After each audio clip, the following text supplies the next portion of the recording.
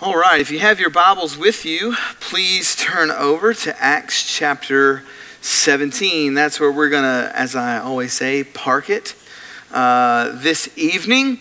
And we're going to talk about something that all of us have heard about.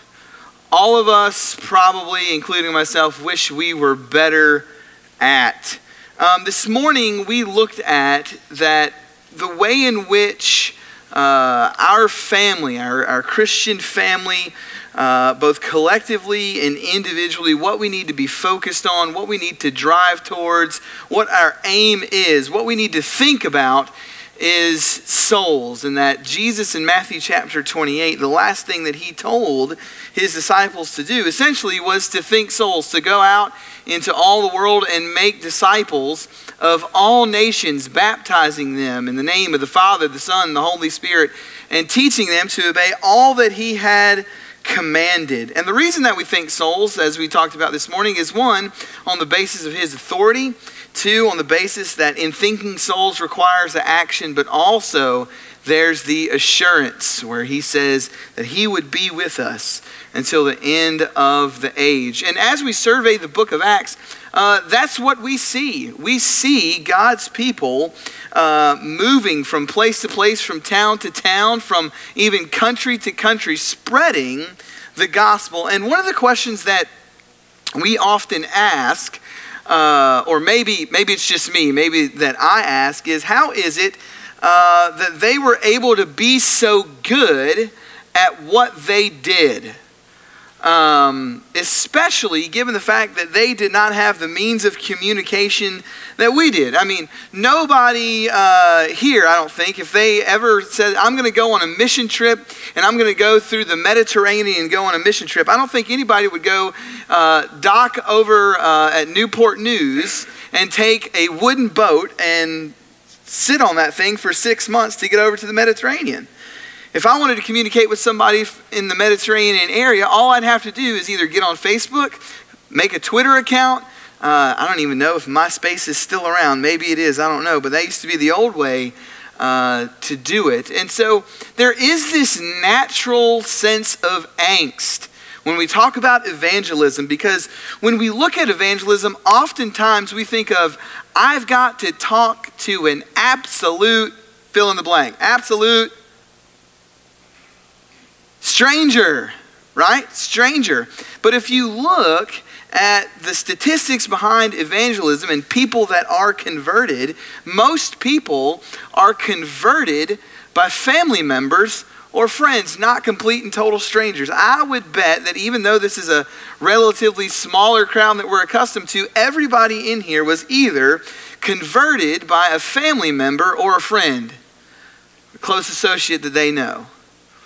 And so when we look in Acts chapter 17, we see Paul in one of those situations in which he is surrounded by strangers.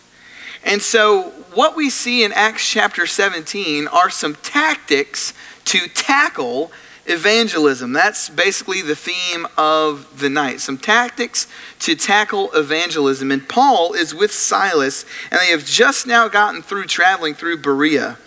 And so Paul has arrived in Athens, a complete and total non-Jewish city. When you think of Athens, you think of Olympus, you think of Zeus, you think of Poseidon, you think of all of the Greek gods that would have been worshipped and infiltrated that culture. And to be a Christian in that culture was not par for the course. So to speak, was not the norm. And we're going to see that here. And so what we can do is we're going to dive into Acts chapter 17 tonight. And hopefully this is some very practical information so that we can capitalize individually and collectively on the idea of thinking and seeking and saving souls. So in Acts chapter 17, starting in verse 16, it says that while Paul was waiting for them at Athens, his spirit was provoked within him when he saw the city full of idols. One of the keys for evangelism is that my heart and my spirit have to be stirred towards the mission. that evangelism, to try and do evangelism without the deep-seated, rooted love, agape love that we should just automatically have for people in general, if that's not present, I will look for any reason, for any excuse to rationalize my way out of meeting and talking and conversing with people, even if that's friends and family. But we see that Paul was sitting, he was waiting for people to arrive in Athens, and as he surveyed the area, as he surveyed the culture, he was stirred. His heart was moved because he saw all of these idols. He saw the temples that people would worship in. And then something interesting happens. Does Paul go into the temple of Dionysus and start preaching? Where does he go in verse 17? It says there that he reasoned in the synagogues with the Jews and the devout persons, and in the marketplace, and every day with those who happen to be there. So the second piece to evangelism is not just the emotional attachment that I have, or the longing that I have to see people saved. It's the need or the desire to look for opportunities. See, Paul could have very easily stayed where he was and just said, you know what? I know I have this emotional attachment, that there's something within me that longs for people to be saved, but in order to be maybe a little bit safe, I'm just going to stay put where I am, not move, and let the next person behind me that comes through here handle that. You ever been in that situation? Maybe at work or maybe in family life, in which somebody says, mom or dad says, hey, this needs to be done. Trash needs to be taken out. Rooms need to be cleaned. Dishes need to be washed. And one person says, oh, well, you know, somebody else will handle that. And then another person comes along, well, somebody else will handle that. And another person comes along and somebody else will handle that. And what ends up happening? How much of it gets done? Nothing gets done. Zero. Not one thing. And then finally, when the person comes back around and says, why isn't it done? What happens? Everybody says, well, I thought Joe had it, or I thought Steve had it, or, you know, I thought this other person had it. See, that wasn't Paul's attitude towards the people in that area. Any opportunity that Paul saw to preach the gospel, he took that. And those things, brothers and sisters, don't just happen. That has to be an awareness of who we are, number one, but also where we are. We live in a time that is ripe for evangelism, that is needed evangelism in our day and age. Regardless of what the polls might tell you about how many people profess Christianity, if we look and we see and we note the way in which the culture is shifting, it is a post-Christian culture. Maybe not exactly like, but heading towards this kind of atmosphere in which being a Christian, I believe in 50 years, will not be the norm in the country, in Western civilization. And so Paul took those opportunities to go to the synagogues, to go to places that might have been a little bit uncomfortable at a time that might have been most inconvenient. And so he did that every day. And so in the process of doing that, you know what's going to happen when I look for those opportunities on the basis of my longing for people to be saved? I'm going to come across some very unique people. There's a time we were out in Colorado, Jerry Groves, a friend of mine, we were doing these campaigns, and what we had started to do, what some of the guys had started to do, is every day after class, they'd go out into the city of Denver and they'd door knock. And one day he came to a door and he knocked on the door, and the guy said, yes, how can I help you? He goes, hi, my name is Jerry Groves. I'm from the Bear Valley Bible Institute here in Denver. And I was just wondering if there's any way in which the school or the church can serve you. And the guy looks at him and he says, so you're one of those like Jesus believers, right? And he goes, well, yeah, I'm actually studying to be a preacher. And the guy says, I don't believe in that Jesus guy. And Jerry said, well, that's interesting. Well, why is that? And he goes, well, I believe in the gods of Thor and Odin. Now, Jerry had a great story to tell. Interesting story. And kept up with the study for the next 2 or 3 weeks with the gentleman until finally the gentleman told him he didn't want to talk about Jesus anymore. But notice, Jerry, because of his longing to see people saved, encountered somebody that maybe nobody at that school or nobody at that congregation would have ever encountered had he not walked up to the door and knocked on it. And so Paul, in the same way, he comes across these Epicureans and Stoic philosophers and conversed with them. Paul was a guy who would be willing to talk to anybody. And so one of the practical pieces that we need to look at, specifically geared towards today's society, is that no matter what is said to you or how it's said to you and I, always accept the invitation to talk. Always accept the invitation to talk. Notice what they say to Paul here. And they say, and some said to him, what does this babbler wish to say?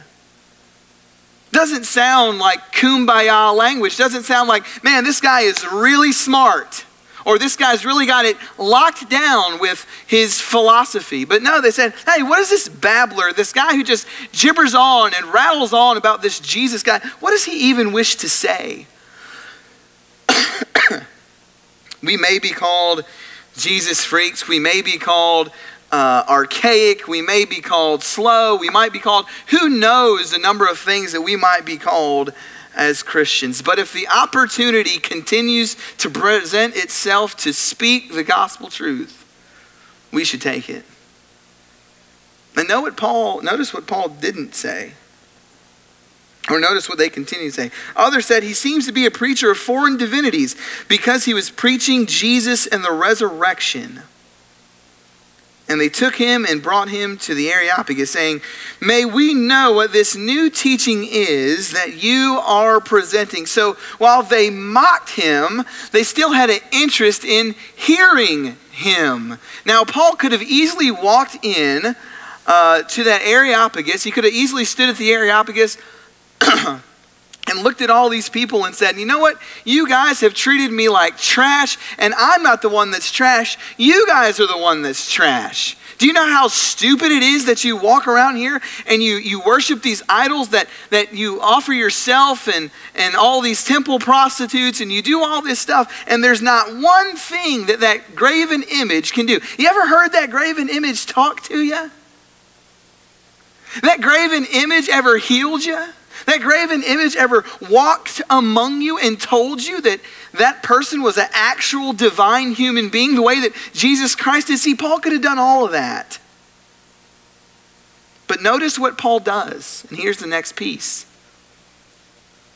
Paul not only takes the invitation to talk, he meets people where they are, regardless of what they might say. He meets people where they are, regardless of what people might say. And so in verse 21 it says, now all the Athenians and the foreigners who lived there would spend their time in nothing except telling or hearing something new. So Paul, standing in the midst of these people, says, men of Athens, I perceive that in every way you are very idiotic.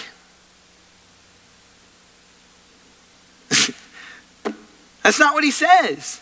He meets them at their level. While he disagrees with their theology and while he disagrees with their philosophy, he finds an area in which he can build a bridge, because he knows that if he can just build a bridge and he can, find some common ground with these people, that's going to make the avenue towards Jesus a little bit easier. He doesn't get caught up in the muck and the mud of trying to impress people with how badly he can put the other side down. And too often we've equated evangelism to that. I mean, how often do we hear preachers and brothers and sisters who have this interesting conversation with somebody, and the climax of the conversation is, man, I made that person look like an absolute idiot. Or, man, I really smoked them in that debate. And how many times do we hear about the follow-up conversation? Because usually after something like that, there is no follow-up. I can remember a time when we were in Utah, we were doing a campaign. We went to Tooele, Utah, right outside of Salt Lake City. And if you've ever been to Salt Lake City, that is a different country, because that is the home of Mormonism. And we were told, you were going to a different country. I'm like, we're going to Utah. Wayne Berger looked at me and said, you're going to a different country. I just want you to know that. And we set up this study. And it's probably the single worst study I've ever been a part of. Single worst study I've ever orchestrated. Not because the information was wrong, but because the way that we handled the study. We cornered 2 Mormon elders, and if you need to know more about that, talk to me afterwards. Cornered 2 Mormon elders, and we decided that we were going to have a 2-on-2 conversation. But one thing that they didn't know that we did is that in about 10 minutes into that conversation, 5 more of our friends were going to join us on that study. And we ambushed the mess out of those 2 Mormons. We laid waste to them in our questions, in our demeanor, in our attitude. And at the end of that study, they left, and somebody had the gall to walk up to them and say, when do you want to follow up? Can't you imagine what they said? Oh, tomorrow would be great. Nope. They said, if that's the way in which the churches of Christ conduct studies about religious matters, we don't ever want to study with you again. You see the difference in what had took place in Utah and what takes place here? Paul meets them where they are, regardless of what they said, because he wants the gospel to change who they are. And so he says, just like you, just like me, I can see that you are very religious. We might disagree on the specifics of that, but I can tell that you people here in Athens, by the look of the town, by the look of the city, are very religious. For as I passed along and observed the objects of your worship, I found also an altar with the inscription, to the unknown God. And so here's Paul's bridge.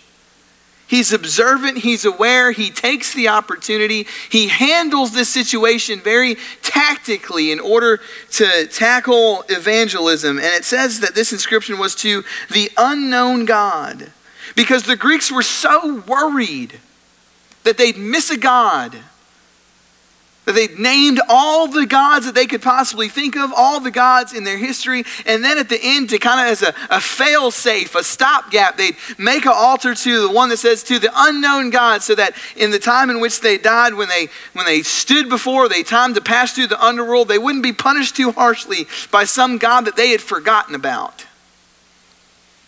And Paul says, you want to know about this unknown God? Well, guess what?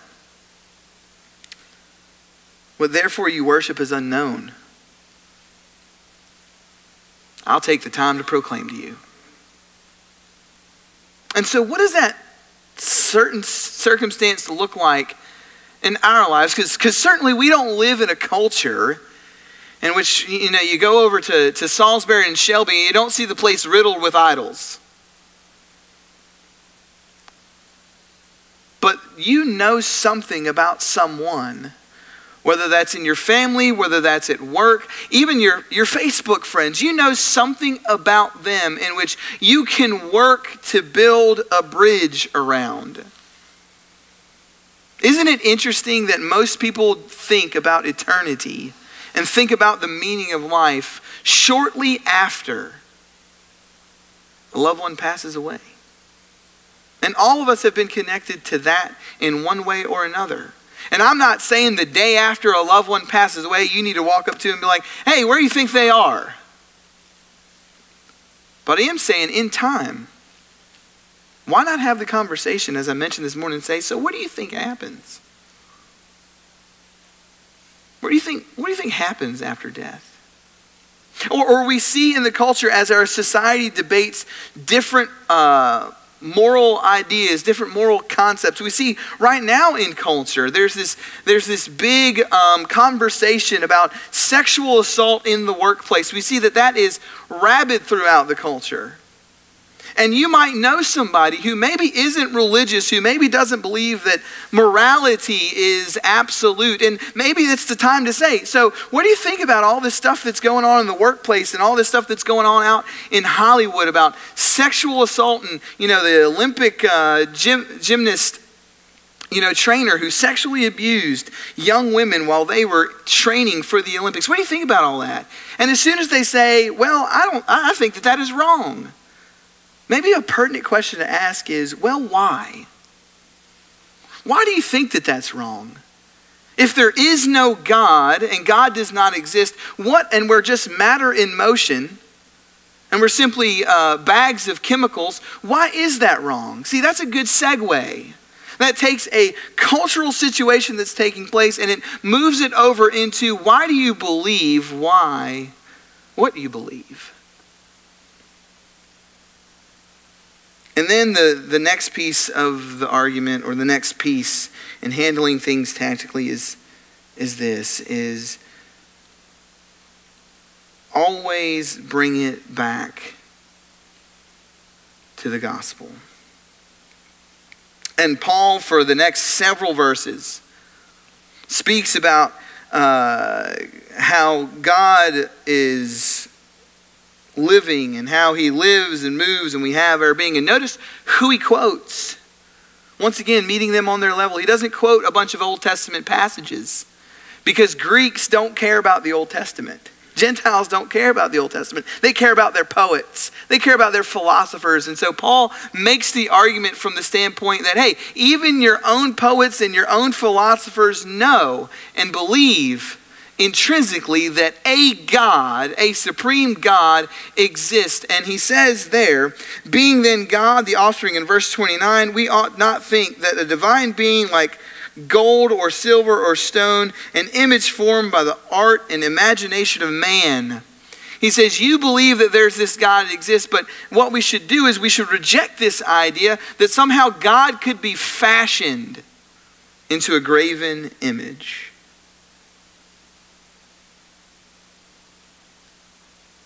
And that he's fixed a day in which he's going to judge the world. And he's given assurance of this by raising his son from the dead. And so Paul ties the knot by meeting these people where they are without regard to what they've said so that the gospel can change who they are. He's a bridge builder. And the last piece that you should be aware of is don't get caught up in the reactions of people. In verse 32, it says that when they heard, key word in the book of Acts, when they heard of the resurrection of the dead, some mocked. Others said, we will hear you again. But some men joined him and believed, among whom were Dionysus, their Areopagus, a woman named Damaris, and others with them. See, those are the three outcomes of evangelism. Some people are going to mock you, going to mock us. Some people say, well, it sounds interesting. I'm not totally convinced. Let's talk again. And then in those precious moments, in which the gospel penetrates hearts of men and women, some will believe. And it's those some. It's those instances where we become all things to all people so that we might save a few that drives us, or should drive us, to do what we do, to be who we are. Because all of us this evening were once a part of that majority who were destined for eternal destruction, eternal condemnation, and we became the few because somebody somewhere preached the gospel of Jesus Christ to us. And maybe some of us, as soon as we heard it, jumped out of our seat and said, hey, I want to be baptized for the remission of sins. And some of us said, man, maybe I need to hear you again. Maybe we were even first time around a mocker.